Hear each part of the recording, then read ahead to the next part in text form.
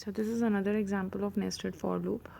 Again हमारे पास बाहर वाला लूप जो होता है वो row से होता है, तो ये 7 रोज़ हैं और 20 कॉलम्स हैं। तो यहाँ पर हम काउंट कर सकते हैं ये 7 रोज़ और 20 कॉलम्स में टेबुलर फॉर्म में ये डॉलर का साइन प्रिंट कर रहा है। सो और यहाँ पर ट्राई रन करके बताया हुआ है, तो ये हम देख चुके हैं। आई डोंट थिंक उसमें कुछ ऐसा होगा। अब यहाँ पर एक और प्रोग्राम है, बजाय इसके कि हम वहाँ पे स्टेरिक्स प्रिंट कर रहे थे, यहाँ पर हम 1 2 3 की फॉर्म में ट्राइंगल को प्रिंट कर रहे हैं। तो बेसिकली सी आउट जब हम कर रहे हैं तो वो सी आउट में हम अंदर वाले लूप की जो वैल्यू है, जो हम आई और जे की वैल्यू बात कर रहे थे, तो वहाँ पर हम आई बाहर वाले लूप के लिए चला रहे थे और जे अंदर वाले लूप के लिए। तो बेसिकली हम यहाँ पर जे को आउटपुट करवा रहे हैं, दैट इज़ नंबर ऑफ तुम्हारे पास जो कॉलम्स था। सही है। तो जब आई की वैल्यू 1 थी तो जे की वैल्यू वाज आल्सो 1, फिर आई की वैल्यू 1 थी तो जे की वैल्यू 1 से 2 तक जा रही थी, फिर आई की वैल्यू 3 थी तो जे की वैल्यू 1 से 3 तक जा रही थी, एंड सो ऑन। ठीक है। तो यहाँ पर हम बेसिकली जे की जो वैल्यूज़ आ रही हैं डिफरेंट, वो हम उनको प्रिंट करवाते जा रहे हैं। तो ये हमारे पास आउटपुट आ रहा है। नाम हमारी मर्ज़ी, हम वेरिएबल्स का कुछ भी लिखें। अब यहाँ पर इनर और आउटर लूप्स, हमारे पास 2 लूप्स थे। बाहर वाले लूप को उन्होंने कह दिया लाइन कंट्रोल लूप है वो, तो उसका नाम आ गया लाइन कंट्रोल। और जो अंदर वाला लूप है वो नंबर को कंट्रोल करने के लिए है, तो उसका नाम हमने रख दिया नम कंट्रोल। ठीक है। तो नाम सिर्फ चेंज है, बाकी सारा वही काम है जो हम देख चुके हैं ऑलरेडी। तो ज़रूरी नहीं हम स्टेरिक्स को प्रिंट करवाएं, पैटर्न्स में हम नंबर्स को भी प्रिंट करवा सकते हैं। अच्छा, एक और चीज़ रह गई थी, ब्रेक एंड कंटिन्यू। ब्रेक का एक यूज़ तो हमने देख लिया था स्विच केस में। स्विच केस के स्ट्रक्चर से बाहर आने के लिए हम यूज़ कर रहे थे ब्रेक। मैंने बताया था स्विच केस में भी अगर हम ब्रेक नहीं लगाते हैं किसी केस में, तो वो सेकंड थर्ड फोर्थ जो भी केस होता है उसके नीचे वो वहाँ चला जाता है और वो स्विच केस के स्ट्रक्चर से बाहर नहीं आता। तो इफ़ यू वांट कि वो उसके स्ट्रक्चर से बाहर आ जाए, वो किसी और कंडीशन पर ना जाए, उसको चेक ना करे, उसको कंपेयर ना करे, तो हमें ब्रेक लगाना मस्ट होता है। ठीक है। सिमिलरली ब्रेक का जो एक यूज़ होता है वो स्विच केस के अलावा लूप्स में भी होता है। अगर हम किसी लूप के अंदर ब्रेक का स्टेटमेंट लिखते हैं तो उसका मतलब है कि वो उस लूप से बाहर आ जाएगा। जैसे ही उसे ब्रेक का स्टेटमेंट मिलेगा वो उस लूप से बाहर आ जाएगा। सही है। तो ब्रेक का सिंटेक्स लिखने का बस यही कि ब्रेक का कीवर्ड आता है और सेमीकोलन आता है, इसके अलावा इसमें हम कुछ भी नहीं बताते हैं। जैसे ही इसे ब्रेक का स्टेटमेंट मिलेगा ये उस लूप से बाहर निकल जाएगा और आगे के कोई स्टेटमेंट्स एग्जीक्यूट नहीं करेगा। अच्छा, ये किसी भी लूप में हो सकता है, फॉर में, वाइल में, डू वाइल में, जिस लूप में भी हम यहाँ लगाएंगे ब्रेक, दैट मीन्स कि वो लूप को उसी वक्त ख़त्म कर देगा, टर्मिनेट कर देगा। अच्छा, अगर हमारे पास 2 लूप्स हैं तो जब हमने ब्रेक का स्टेटमेंट लगाया होगा, सपोज़ मेरे पास यहाँ पर एक वाइल का लूप था और एक फॉर का लूप था। जो ब्रेक का स्टेटमेंट हमने यहाँ लगाया हुआ है इफ़ के अंदर, ये फॉर के लूप के अंदर है। ठीक है। यहाँ पर फॉर के ब्रैकेट स्टार्ट हो रहा था और यहाँ पर एंड हो रहा था। जैसे ही इसे फॉर के अंदर ब्रेक मिलेगा तो इसका मतलब ये नहीं है कि ये वाइल से भी बाहर आ जाएगा। अभी जो करंट लूप है ये करंट लूप से बाहर आएगा, उसके बाहर वाला अगर कोई लूप है तो ये उससे बाहर नहीं आएगा। अगर उस लूप से भी बाहर आना है तो वहाँ पे भी हमें दोबारा से ब्रेक लिखना पड़ेगा। तो this is the most important thing कि अगर ब्रेक लगाया है तो नेस्टेड लूप्स में ब्रेक लगाया है तो इसका मतलब है कि वो नेस्टेड वाला जो इनर लूप है, यानी कि अभी जो करंट लूप चल रहा है वो सिर्फ उससे ब्रेक करेगा, जो बाहर वाला लूप है वो उससे ब्रेक नहीं करेगा। हाँ, अगर मैं ब्रेक यहाँ लगा देती हूँ इस वाइल के अंदर, अगर सपोज़ मैंने यहाँ नहीं लगाया होता, फॉर के अंदर मैंने वाइल के अंदर लगाया होता, तो फिर ये आउटर लूप से भी बाहर आ जाता है और कंट्रोल जो है वो फिर वाइल के लूप से बाहर आ जाता। ठीक है। लेकिन अगर हमने नेस्टेड लूप्स हैं, 2 नेस्टेड लूप और हमने इनर लूप में लगाया तो इसका मतलब है वो इनर लूप से बाहर आएगा और आउटर लूप में नहीं, और आउटर लूप में ही रहेगा, आउटर लूप से बाहर नहीं आएगा। ये एक एग्जांपल है ब्रेक की कि जैसे ही एन की वैल्यू 3 होती है ये इसको प्रिंट करवा के काउंट डाउन अबॉर्टेड और वो ब्रेक कर देगा, यानी कि लूप से बाहर आ जाएगा।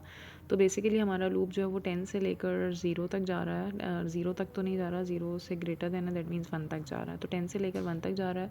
उल्टा लूप है तो माइनस माइनस करा हुआ है हमने। लेकिन जैसे ही एन की वैल्यू 3 होगी, यानी कि 10 9 8 7 6 5 4 3, जैसे ही 3 होगी तो वो वहाँ पर ये मैसेज प्रिंट करवाएगा काउंट डाउन अबॉर्टेड। सही है, जो यहाँ पर आउटपुट में अभी आ रहा है, और ब्रेक कर देगा। दैट मीन्स कि वो आगे के जो लूप के 3 के बाद 2 और 1 पर उसे जाना चाहिए था वो वहाँ पर नहीं जाएगा, और इमिजिएटली जैसे ही उसे ब्रेक की स्टेटमेंट मिलेगी वो फॉर के लूप से फ़ौरन बाहर आ जाएगा। ठीक है। यानी कि नेक्स्ट लाइन अब फिर हमारी ये होगी जिसे वो एग्जीक्यूट कर रहा होगा इमिजिएटली आफ्टर फॉर। सही है। तो this is how break works loops में। स्विच केस में तो हम देख चुके थे। बिल्कुल ऑपोजिट होता है ब्रेक का कंटिन्यू। कंटिन्यू जैसे ही इसको मिलता है, वही एग्जांपल है यहाँ पर 10 से लेकर 1 तक का लूप चल रहा है, लेकिन जैसे ही n की वैल्यू 5 होगी तो इसको कंटिन्यू करेगा। Continue is exactly opposite of break. Break में हम ये कह रहे थे कि वो लूप से बाहर आ जाएगा, और कंटिन्यू का मतलब है कि वो लूप के ऊपर चला जाएगा। सही है। तो इसका मतलब है कि आगे की कोई स्टेटमेंट एग्जीक्यूट नहीं करेगा, कंटिन्यू के बाद जो भी स्टेटमेंट थी उनको एग्जीक्यूट नहीं करेगा, सीधा ये लूप के ऊपर जाएगा, और लूप में जाने के बाद ये दोबारा से जो डिक्रीमेंट का स्टेटमेंट होता है उसको डिक्रीमेंट करके फिर आगे की वैल्यूज़ को चलाना शुरू कर देगा। इसका मतलब ये कि सिर्फ n की वैल्यू जब 5 होगी तो 5 के ऊपर ये मैसेज प्रिंट नहीं करेगा, यानी कि जो n की वैल्यू प्रिंट करा था ये नहीं करेगा। उसके अलावा जो भी वैल्यूज़ होंगी 6 7 8 9 10 या 5 से पहले वाली जितनी भी वैल्यूज़ होंगी 4 3 2 1 वो सारी प्रिंट होंगी, लेकिन 5 प्रिंट नहीं होगा, क्योंकि 5 पे हमने कह दिया था कंटिन्यू, एंड कंटिन्यू मीन्स कि वो लूप के बिगनिंग पर चला जाएगा कंट्रोल। सही है। तो कंटिन्यू और ब्रेक दोनों एक दूसरे के बिल्कुल ऑपोजिट हैं। ब्रेक मीन्स कि लूप से बाहर आ जाओ, और कंटिन्यू मीन्स कि लूप की बिगनिंग पर चले जाओ, दोबारा से उसके स्टार्ट पर चले जाओ और आगे के स्टेटमेंट्स को स्किप कर दो। ठीक है। तो ये हमारे पास एक एग्जांपल है, एक ही प्रोग्राम है और एक ही प्रोग्राम में हमने ब्रेक की जगह कंटिन्यू लगा दिया, तो उसे देखते हैं आउटपुट में क्या फ़र्क पड़ेगा। तो अभी मेरे पास फ़िलहाल लूप जो है वो 0 से लेकर 4 तक चल रहा है, यानी कि 0 1 2 3 4 4 दफ़ा लूप चलेगा। सी आउट करेगा एडम और ब्रेक कर देगा, यानी कि आई की वैल्यू 0 थी तो कंडीशन ट्रू थी, कंडीशन ट्रू थी तो ये अंदर गया, इसने एडम प्रिंट करा, और एडम प्रिंट करने के बाद ही फ़ौरन इसको ब्रेक मिल गया। जैसे ही इसे ब्रेक मिला तो ये यहाँ पर ईव प्रिंट नहीं करेगा, ये सीधा लूप से बाहर आ जाएगा। ठीक है। दैट मीन्स कि आउटपुट में हमारे पास सिर्फ एक दफ़ा लिखा हुआ आ रहा होगा एडम। अच्छा, ये बिल्कुल वही प्रोग्राम है, लेकिन यहाँ पर ब्रेक था लेकिन और यहाँ पर कंटिन्यू है। कंटिन्यू मीन्स के यहाँ पर आई की वैल्यू जब 0 होगी तो ये एडम प्रिंट करेगा, कंडीशन ट्रू है। कंटिन्यू का मतलब ये है कि हमारे पास जो कंट्रोल था वो अब लूप के बिल्कुल स्टार्ट पर चला जाएगा, यानी कि आगे वाली जो लाइन है इसको स्किप करके दोबारा से बिगनिंग ऑफ द लूप पर चला जाएगा। 0 के बाद आई की वैल्यू वुड बी 1। जब आई की वैल्यू 1 होगी तो फिर दोबारा कंडीशन ट्रू है, वो दोबारा से एडम प्रिंट करेगा, लेकिन कंटिन्यू कर देगा तो दोबारा से लूप के बिगनिंग पर चला जाएगा, इस स्टेटमेंट को स्किप कर देगा। अगेन आई की वैल्यू 0 1 2 3 4 तक जाएगी, और हर दफ़ा यानी कि 5 टाइम्स ये एडम एडम एडम हर दफ़ा ये एडम को प्रिंट करता रहेगा, लेकिन जैसे ही आगे आएगा तो कंटिन्यू होगा, कंटिन्यू के बाद वाला कोई भी स्टेटमेंट एग्जीक्यूट नहीं होगा। दैट मीन्स कि 5 टाइम्स एडम प्रिंट होगा।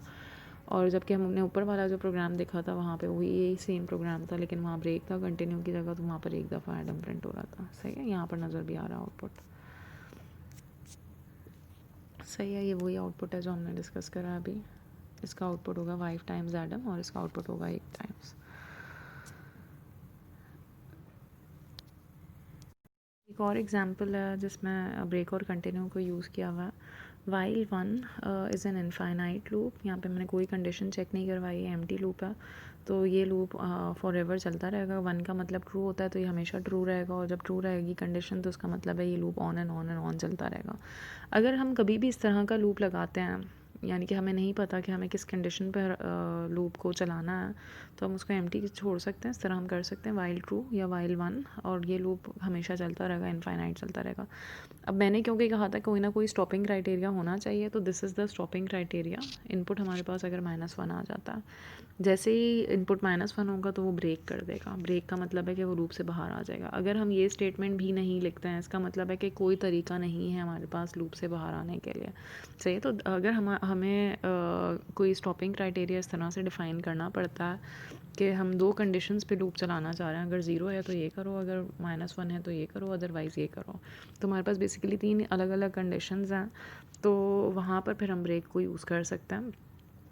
इनपुट लेगा एक नंबर, इनपुट अगर 0 होगा तो फिर उसे कुछ नहीं करना, अगर 0 नहीं है, कोई भी नंबर ग्रेटर देन 0 है तो वो उन सबको ऐड करता जाएगा, और ऐड करने के बाद वो ये भी काउंट करता जाएगा कि कितने नंबर्स हमारे पास इनपुट आ चुके हैं।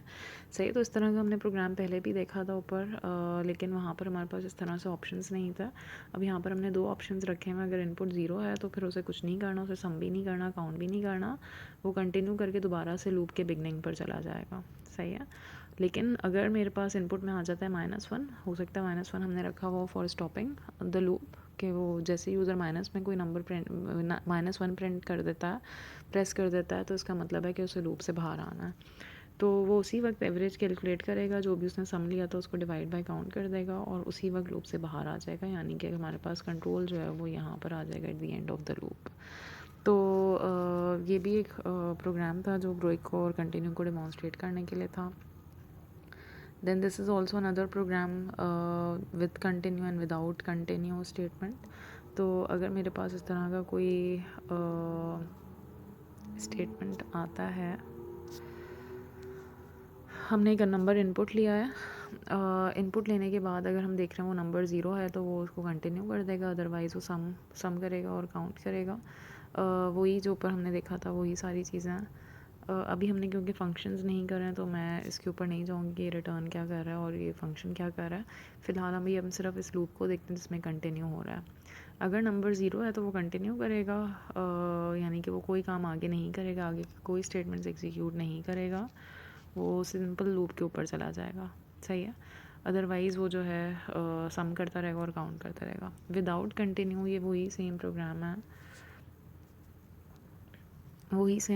लेकिन विदाउट कंटिन्यू। यहाँ पर हम सिंपल ये कंडीशन चेक करवा रहे हैं, अगर नंबर ज़ीरो नहीं है तो से ही सारा काम करना। ठीक है, तो वहाँ पर भी बेसिकली यही काम हो रहा था, लेकिन without this condition not equal zero, वहाँ पर हम n इक्वल ज़ीरो कर रहे थे, सिर्फ ज़ीरो के ऊपर कंटिन्यू करना है, बाकी किसी भी नंबर पे करना। यहाँ पर हमने कंडीशन ये लगा दिया, अगर n ज़ीरो नहीं है तो फिर वो ये काम करेगा। ठीक है, तो these are two same programs जो काम एक ही कर रहा है, ये विद कंटिन्यू और ये विदाउट कंटिन्यू है।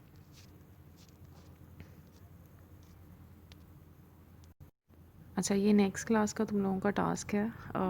ये दो पैटर्न्स हैं जो प्रिंट करना है। इसके लिए क्या लूप्स लगेंगे ये तुम लोगों को मुझे बताना है। ये एक सिंपल सा पैटर्न है, लेकिन यहाँ पर नंबर्स प्रिंट हो रहे हैं 5 4 5 4 3 5 4 3 2 एंड 5 4 3 2 1। ठीक है, और दूसरा टास्क ये है कि यहाँ पर मेरे पास आउटपुट में स्पेसेस के बाद ये पैटर्न प्रिंट होना चाहिए। ठीक है, यानी कि यहाँ पर पहले स्पेसेस आएंगी, 1 2 3 4 स्पेसेस के बाद वो स्टेरिक प्रिंट करेगा। सही है। इसी तरह यहाँ पर मेरे पास 3 स्पेसेस आएंगी और फिर ये स्टेरिक्स होंगे एंड सो ऑन। ठीक है, तो ये तुम लोगों की नेक्स्ट क्लास का टास्क है। ट्यूसडे वाली जो भी हमारी क्लास होगी तो वो उसमें फिर ये तुम लोग मुझे करके बताओगे।